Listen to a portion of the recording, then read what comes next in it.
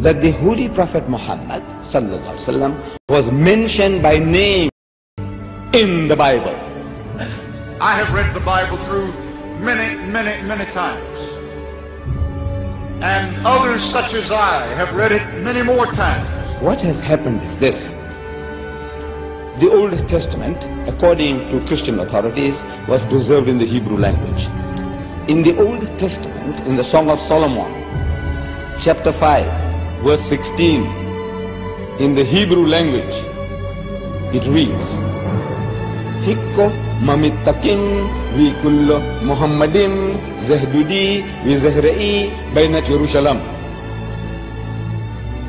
Song of Solomon, chapter 5, verse 16. The word Muhammadim is Muhammad, I-M-In. Im is a plural of respect in Hebrew. You see the first verse of the Bible, book of Genesis, chapter 1, verse 1. It says, in the beginning, God created the heavens and the earth. The word God in Hebrew there is Elohim. In Hebrew, El stands for God, Elah stands for God, Elohim is a plural form to say with awe, respect and reverence. Plural of respect.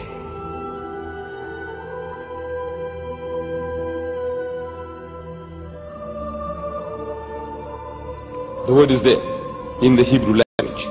In the original, what they call original, it's there. But they have translated that in English as altogether lovely. So this beloved of mine is altogether lovely, says Solomon. You can't associate with the word Muhammad. You read it 1,000 times, altogether lovely, altogether lovely. Or let's say in another language, the praised one, the praised one. Muhammad means the praised one. But he said the praised one, the praised one. You can't think that he's talking about Muhammad, though Muhammad means the praised one. You have no right to translate names of people.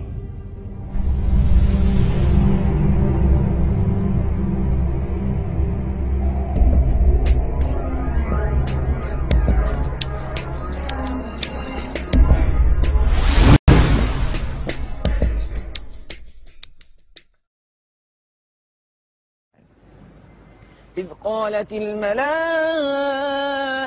يا مريم إن الله يبشرك بكلمة منه اسمه المسيح عيسى بن مريم. The story of Jesus' birth is narrated in vivid detail in the Quran. As in the Bible, an angel tells Mary she is pregnant despite being a virgin. But the story of what follows then changes completely.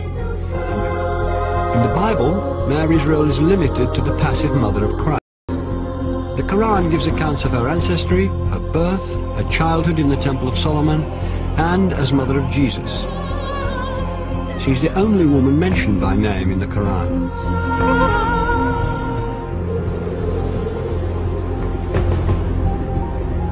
The ability to talk as a newborn child is one of many miracles not recorded in the biblical account of Christ's life. We have more sayings in the Islamic tradition about Jesus than you'll find in the Gospels themselves. So there is a possibility that other things did happen. There were many Gospels around that didn't all make it into the New Testament. And the Church tried to limit the number of Gospels. In the Christian narrative, the most central and fundamental point of Christianity is the death and resurrection of Jesus Christ. Well, Islam basically denies that. وقولهم إنا قتلنا المسيح عيسى بن مريم رسول الله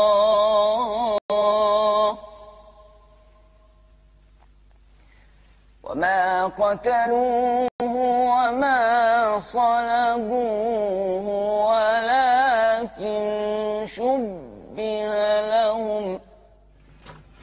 To find the story of Christ's crucifixion and resurrection being changed is too much for some Christians.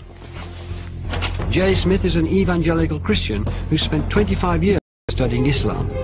is dedicated to disproving the Quran's version of Jesus' last day on earth. If Jesus were to come down to Speaker's Corner, I would imagine he'd get up on the ladder like I'm going to get up on the ladder. And what he would say to Muslims specifically is he would probably confront them with what they've done to him, what their scriptures have done to him, not them personally, what their scriptures have done to him by taking away his divinity, by also suggesting that the greatest act of history, the most sacrificial act that anybody has done, to die for mankind, God himself to die for that which he has created, has completely been eradicated, has completely been thrown out of their scriptures. The essence of Islam is submission to the absolute, to the divine. And that's where salvation lies, in submission to the divine, or at least a recognition of the divine. In Christianity, salvation lies through the acceptance of the blood of the Lamb. That is a completely different narrative than the Quran is giving. Who's right? The Quran says, you make your choice here, and I'm going to let you know in the next world. In the Quran it says that on the Day of Judgment, God will actually ask Jesus Christ, did you tell the people that you were God? And Jesus says, you know what I said, you see everything I say and do. I would never say that. Glory to you, transcendent are you. I would never say that. I have no right to say that. Why aren't you Muslim? Why aren't I? I'm a Jew. You're a Jew? Oh, I was previously Christian. For Christians to believe that Jesus was God in human form is absolutely fundamental, because it means that God understands us. God isn't some distant deity living in the glory of heaven. He can understand what it's like to be in pain, to be betrayed, to be hurt, to be bruised, to be bullied. God understands our situation. If Jesus was God, then who was supporting the world while he was supposed to be dead? Or if he was God, then who was he praying to? 3 books. The work is that God has family. I can't believe that Mary can give birth to God. For God to be God, he has to be the creator and not become part of creation. Officials act that anybody has done to die for mankind, God himself to die for that which he has created, has completely been eradicated. But God is not bound in the frame of reference. He is the creator of time. Time is the creation of God. Matter is a creation of God. These are transient entities. Transient entities cannot come into existence by themselves. So when we talk about frame of reference, we must clearly understand that every time we ask questions about God in time, knowing the future, we have to be very careful in how we're defining this terminology. For God's knowledge of the future, of my future, is absolute in his domain. He knows everything. But he's not bound in the time where he is experimenting himself, for he's not bound in space, time, or matter. Those are created entities which he has put into it. So for me to put him into it would be also very wrong.